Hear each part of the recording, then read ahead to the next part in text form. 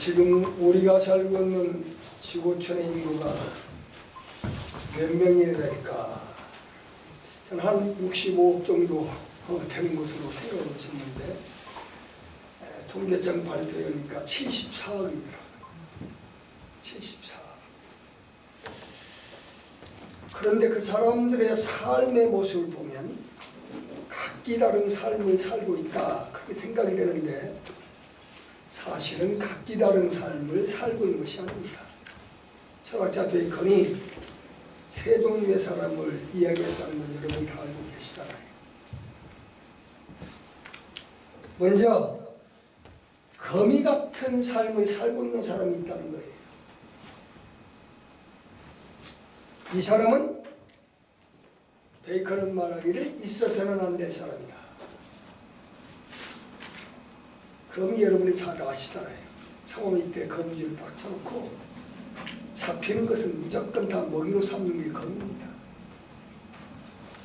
그러니까 이 거미 같은 인생을 사는 사람은 다른 사람에게 유익을 주지 않고 오히려 다른 사람을 해치는, 다른 사람에게 손해를 입히는 그러한 일을 하면서 사는 사람, 다른 사람에게 피해를 입혀가면서 사는 사람을 가르쳐서 있어서는 안 될 사람, 거미 같은 사람이라고 이야기를 했습니다. 그런가 하면 개미 같은 삶을 사는 사람이 있다는 거죠. 이런 사람은 있으라만한 사람이라고 그랬어요. 개미는 이기주의적인 삶을 살아가는 게 개미입니다. 남에게 피해를 주지도 않을 뿐만 아니라 또 역시 남에게 이익을 주지도 못하는 그러한 존재로서의 삶을 살아가는 사람을 개미 같은 삶을 사는 사람이다.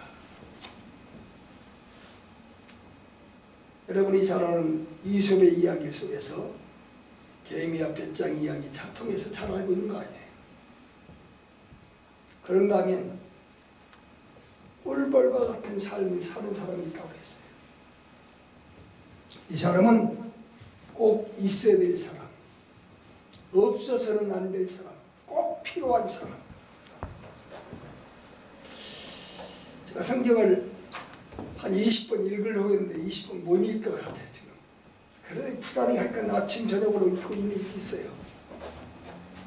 근데 성경을 읽다가 누가복음 읽다가 이 세례요한을 통해 제가 큰 감동을 받았어요. 이 세례요한이 어떤 사람이냐? 나는 꿀벌과 같은 삶을 사는 사람이다. 그렇게 표현하고 싶은 거예요. 그 사람이 바로 세례요한은 어떠한 삶을 살았기에 예수님께서 꿀벌과 같은 사람이라고 그렇게 평가를 했을까? 이 사람은 세상에 태어난 사람들 중에서 가장 멋진 삶을 사는 사람이라고 나는 그렇게 이야기하고 싶어요. 가장 멋진 삶을 사는 사람이다. 그러기에 예수님이 그 사람을 평가하기를 그런 예언자보다 더 위대한 사람이고 또 여자가 낳은 사람 가운데서 요한보다 더 큰 인물이 없더라고 누가복음 7장 27절에서 28절까지에서 분명히 밝히고 있습니다.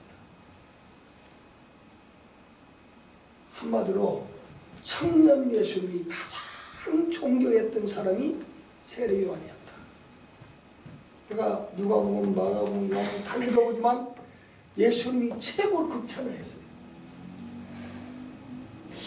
아마 존경하지 않으면 그렇게 표현할 수가 없을 정도로 예수님이 왜 세례 요한을 이렇게 극찬했을까?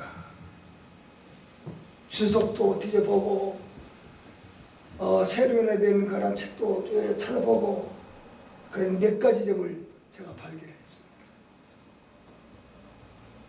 세례 요한이 어떤 사람이에요? 예수님보다 6개월 먼저 태어난 사람이잖아요. 그죠? 그리고 세례 요한이 어떤 사람이냐? 여러분이 잘 아는 것처럼 세례 요한은 예수님의 형님빨 되는 사람이에요.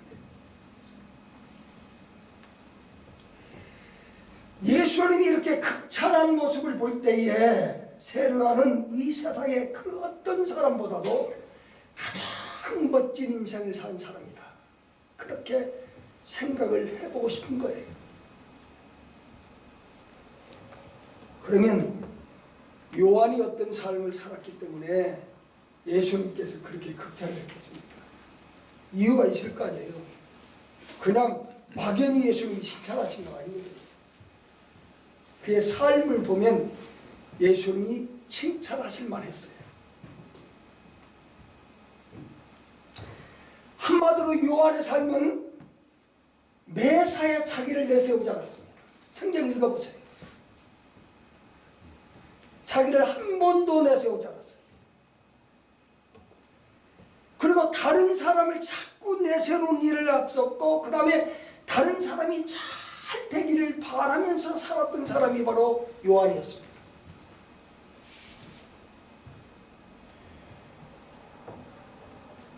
그렇게 살았기 때문에 예수님께서 그를 가르쳐서 가장 멋진 삶을 사는 사람이라고 그렇게 평가를 내리신 것 같아요.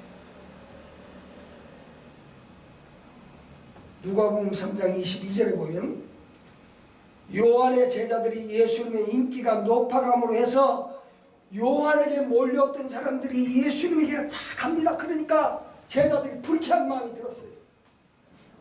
또 불안하기도 하고. 그래서 요한에게 찾아와서 선생님이 소개하는 그 예수라는 사람이 요단강가에서 설교를 하고 그리고 세례를 주는데 많은 사람들이 거기에 모여든다고 하는 소문이 들려옵니다. 라고 세례요한 자기 선생님에게 얘기를 했습니다. 그러자 그 말을 들은 요한이 말하기를 어떻게 말했습니까? 예수님이야말로 잔치의 중심 인물인 신랑이다. 자기는 신랑의 칭의에 지나지 않는다.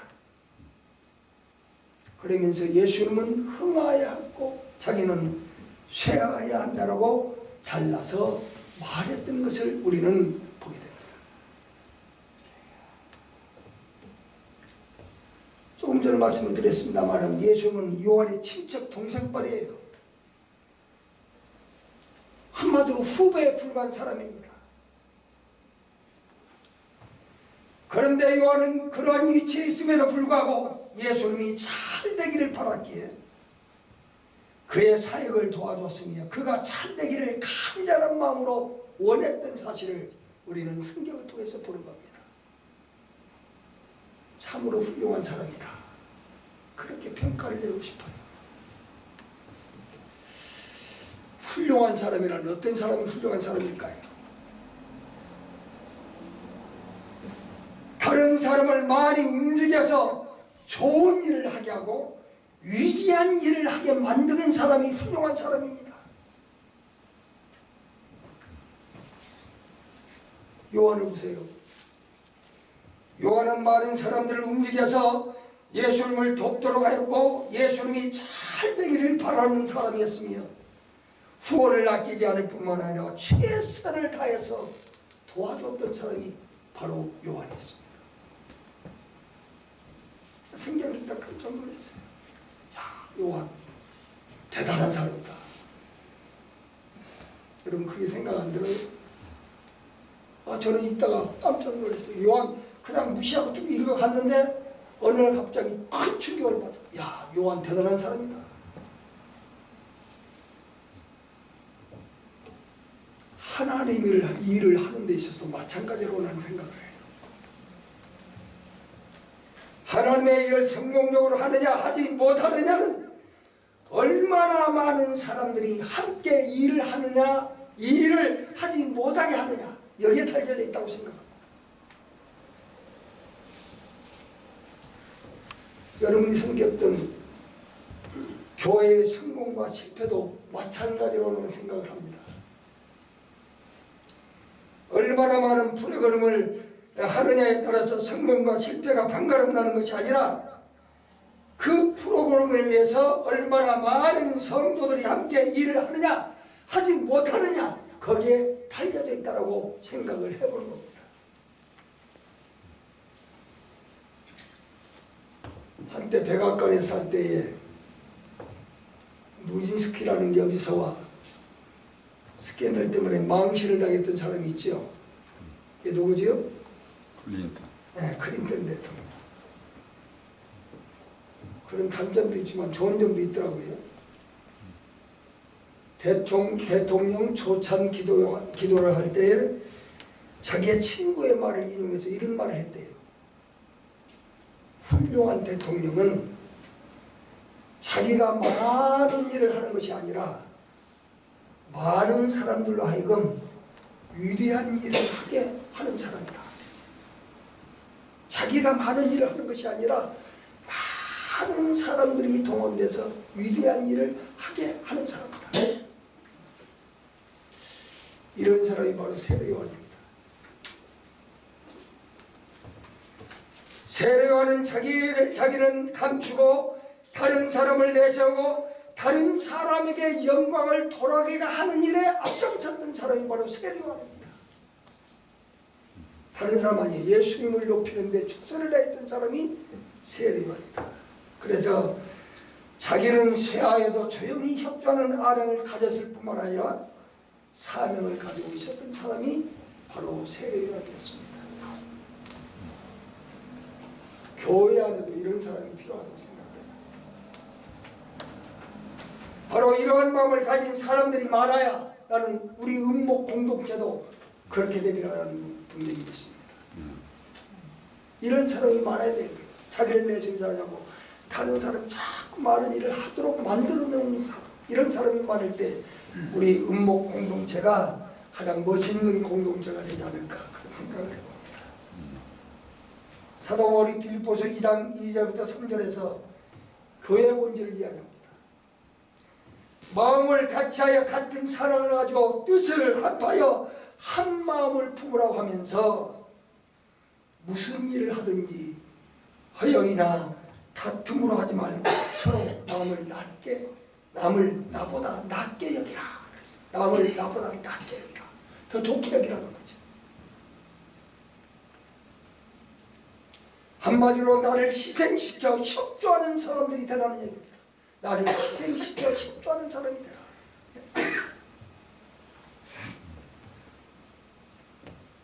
여러분 모두가 다 세례요한처럼 이러한 삶을 살아서 주님으로 평가받을 때에 참 멋있게 살았다 라고 평가를 받을 수 있는 저와 여러분이 되시기를 주의 이름으로 부탁드립니다. 아멘. 나는 이 세상에서 가장 두려운 게 뭔지 아세요? 요한계시록 보면 두 가지 책이 펼쳐진다고 해서 우리가 주님 앞에 서는 날, 그렇죠? 하나는 생명록이에요. 또 하나는 행위록입니다. 우리가 이 세상에 살 때 어떻게 살았느냐에 따라서 주님으로부터 평가를 받는 거 아니에요. 그때 내가 어떻게 평가를 받을 것인가. 난 그게 제일 두려워요.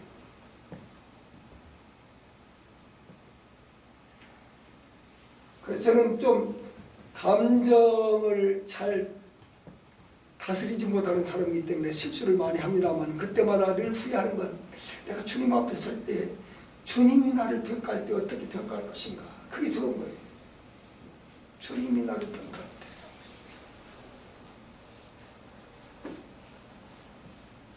그래서 나는 어떨 때 내가 조용히 무릎을 꿇고 하나님께 기도할 때 울면서 하나님께 회개할 때 참받아요. 하나님 정말 잘못 살았어요. 난 우리 아버지가 돌아가셔도 울지를 않았는데 예수 믿고 나서는 울보가 된 것 같아요.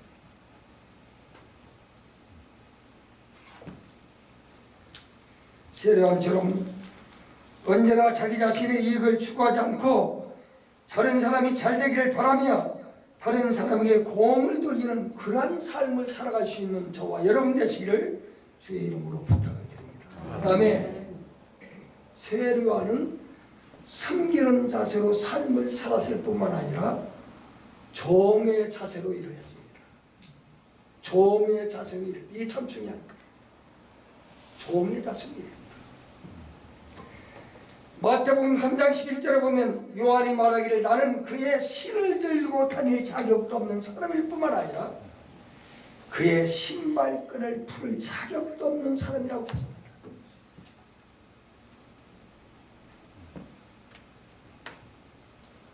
신발을 들고 다니는 사람, 신발끈을 푸는 사람, 어떤 사람이 하는 거예요?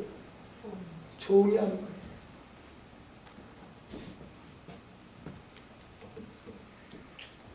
신발을 들고 다니거나 신발 끄는 사람, 끈을 풀어주는 사람은 종이나 노예가 하는 거예요.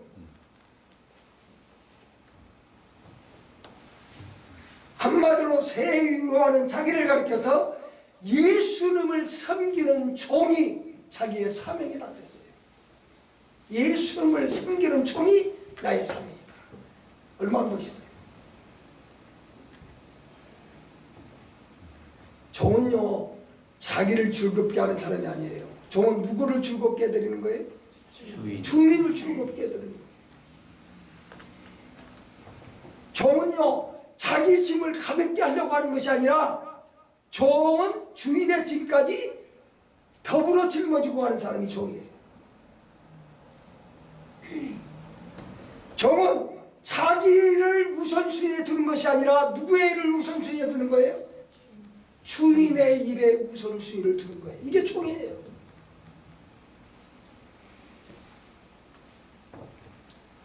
종은 자기가 가고 싶은 대로 가는 것이 아니라 어떤 어려움이 있다고 하더라도 주인이 가는 곳이라고 한다면 어디까지 쫓아가는 것이 바로 종이에요. 그러니까 종과 주인의 관계는 나는 바늘과 누구의 관계? 실의 관계다. 바늘과 실의 관계다. 바늘이 가면 실 따라가야 한다.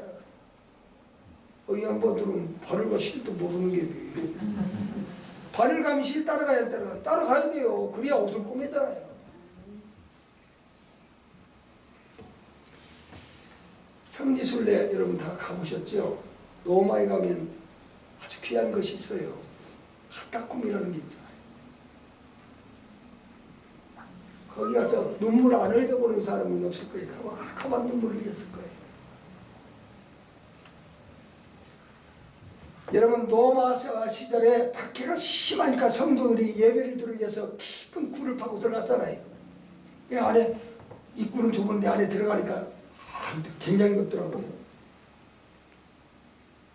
근데 여러분이 거기서 성도들이 신앙생활 하면서 먹고 자고 그랬잖아요. 그럼 죽으면 어떻게 했어요? 벽에다 다 묻었더라고요. 보셨죠 여러분? 네? 카타콤 벽에다가 성도들 시체를 다 집어넣고 거기다 딱 묘비를 썼는데 거기에 꼭 뭐라고 써있어요? 여러분 자세히 안 보셨어요? 거기 보면 암흑에 누가 거기다 뭐라고 써요? 주님의 종 아무개 그랬어요. 주님의 종 아무개. 또 주님의 종 아무개. 그래 성도들은 자기를 누구라고 생각했냐면 주님의 종이라고 생각한 거예요. 주님의 종이라고 생각한 거예요. 한마디로 성도는 자기 자신은 주님의 노예라고 하는 인식을 가지고 살았다는 거예요. 주님의 노예다 나는. 바울 사도도 자기를 가르쳐서 뭐라고 그랬어요? 성경에 보면 바울 서신을 보면 그랬죠. 늘 그가 강조한 게 뭐예요? 주의 종 그랬어요. 주의 종. 그래서 그랬어요. 주의 종. 우리도 주의 종이라는 말을 많이 써요. 근데 과연 내가 주님의 종으로서의 삶을 살았느냐 한번 생각해 보자고 말입니다. 내가 주님의 종으로서 삶을 살아요.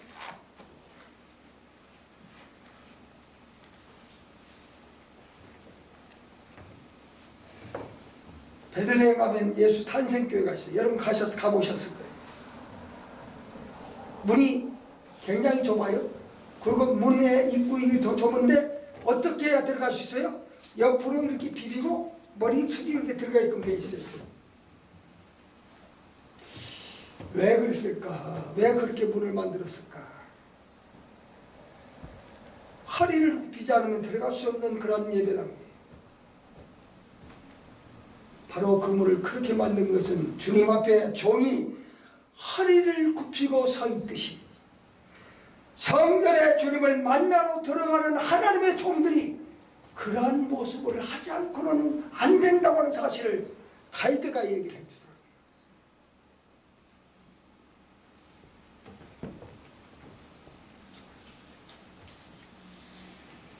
종은 겸손해야 되고 순종해야 하는 겁니다. 그래야 하나님 보시기에 아름다운 종으로 인정을 받게 된다는 거예요. 여러분 모두가 하나님의 종으로서의 삶을 살아갈 수 있게 되기를 주의 이름으로 부탁을 드립니다. 우리가 하나님의 종이 되면 하나님이 우리를 붙들어 주신다라고 이사야 40장 1절에서 분명히 말씀했습니다. 종으로 살면 하나님이 나를 붙들어 주신다. 아멘? 네, 내가 종으로 살면 하나님 나를 붙들어 주신다. 붙들어 주신다는 말은 뭐예요? 책임져 주신다. 보장해 주신다. 그런 내용이에요.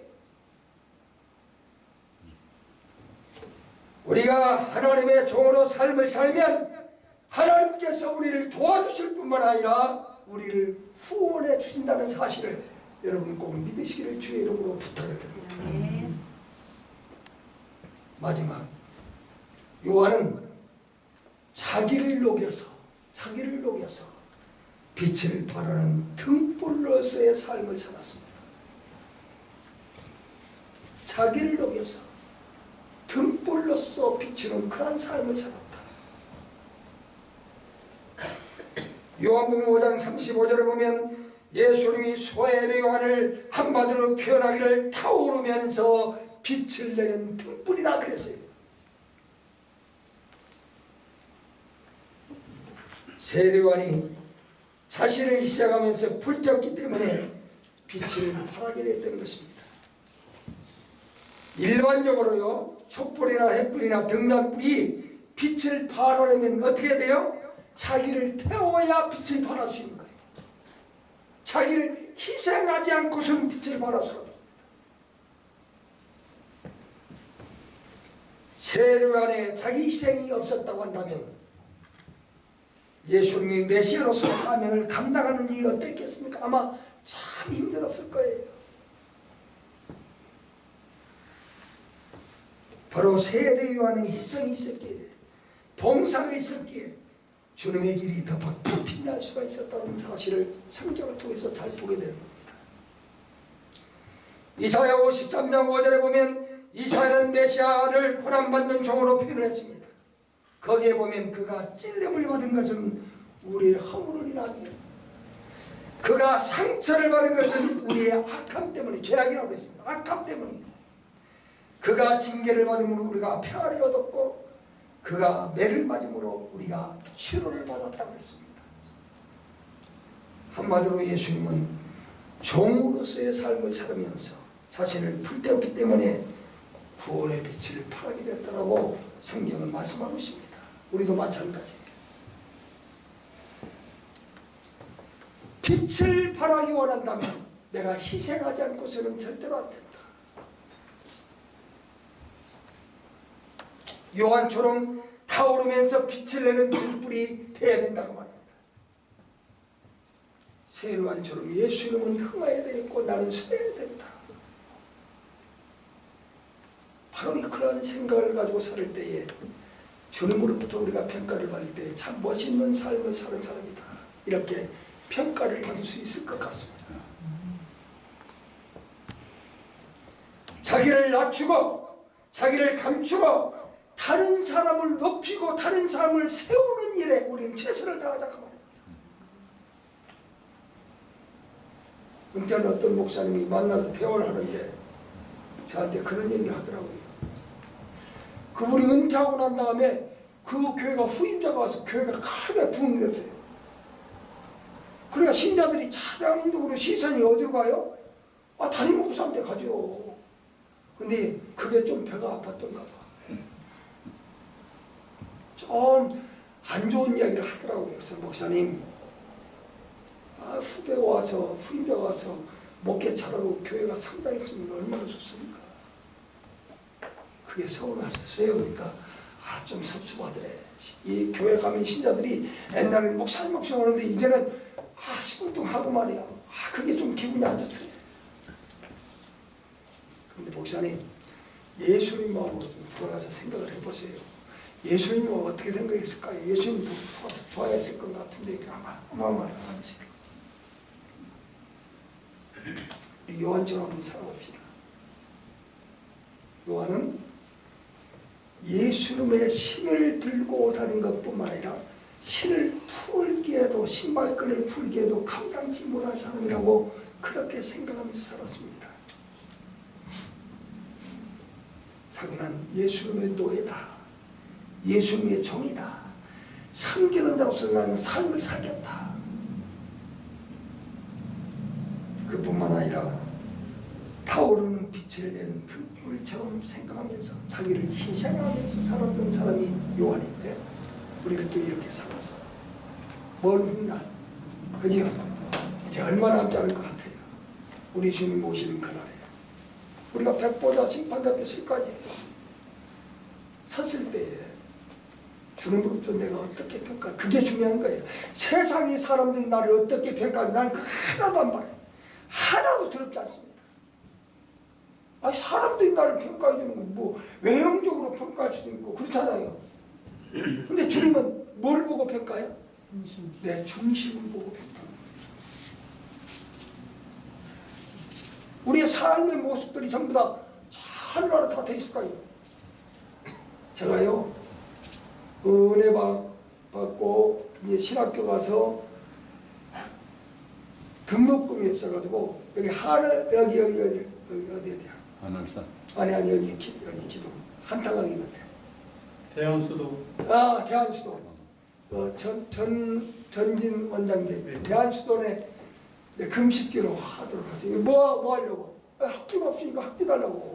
참 멍청하지 나도 기도를. 학비 달라고 이제 금식기도를 간 거예요. 그냥 가면 한탄강 옛날에 그 가면요 대한수도에 그 한탄강 밑에 이렇게 꼭 남 소나무가 있는데 사람이 딱 한 사람 딱 앉을 만한 거라는 기도 장소가 있다고. 모르시면 한번 가보시오. 근데 그거 놓으면 한탄강 떨어 죽어. 그러니까 놓치면 죽으니까 각 붙잡고 이제 기도를 붙잡고 기도하는 거예요. 뭐 금식 기도는 힘 있겠어요? 없죠. 하나님은 학비 달라는 거예요. 학비 안 주면 나 공부 못 한다고 학비 달라고. 근데 갑자기 기도하는데 뭐가 생각인데 지금까지 생애가요 스크린처럼 지나가는 거예요.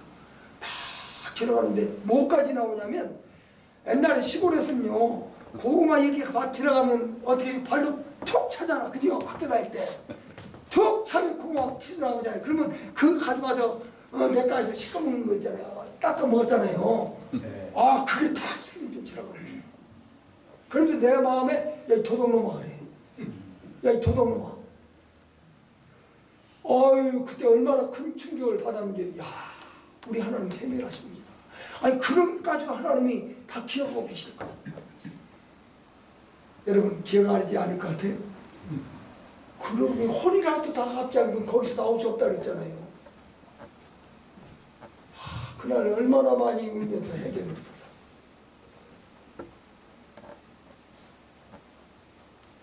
그런 것까지도 세밀하게 다 기록이 되는 거예요. 난 그렇게 생각해요. 여러분 녹음기 들어오면 녹음 잘 되잖아요. 여러분 목소리 다 나오잖아요. 아니 하나님이 만드는 이 하늘의 녹음기가 그거 못 잡을까요? 우리 세상에 살 때 좀 멋있게 살자고요. 아멘? 세례왕처럼 참 멋있는 삶을 살았다. 이렇게 주님으로부터 평가받을 수 있는 저와 여러분 되시기를 주의 이름으로 부탁을 드려요. 근데 그때 잘 얘기를 해줘야지. 내가 기도하고 있는데 스피커가 들려요. 최정표 씨 빨리 오라는 거예요. 근데 내 이름 부르게 내가 가왔지. 사무실에 왔더니 신학대학에서 전화가 왔어. 그 누구한테 전화는 백아대 교수님이에요. 그러고 여자들 기숙사 관장으로 있던 백아대 교수님이 전화가 온 거예요. 그러니까 다른 사람 다 등록했는데 내가 등록이 안 됐더래. 그래서 물어봤대. 그랬더니 등록금이 없어. 이 친구들한테 물어봤더니 등록금 없어. 등록금 내가 달라고 하는 여기 대한수도에 가서 기도하겠다고. 그러니까 대한수도에 전화하는 거예요. 등록금 다 준비됐으니까 빨리 내려오라. 그리고 내가 또 뭐라 하나님 나 못 내려가요.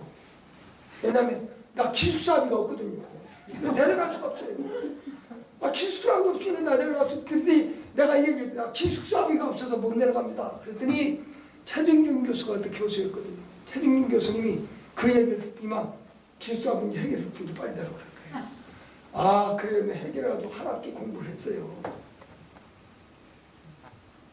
여러분 하나님은 세밀하신 분이고 우리 앉고 서는 것 가지고 다 참배하는 것 눕고 일하는 것 다 하신다고 그랬잖아요. 그분 앞에 설 때에 후회 없이 살았다. 멋있게 살았다. 그런 평가받을 수 있는 저와 여러분 되시기를 주의로 부탁드립니다. 하나님 감사합니다.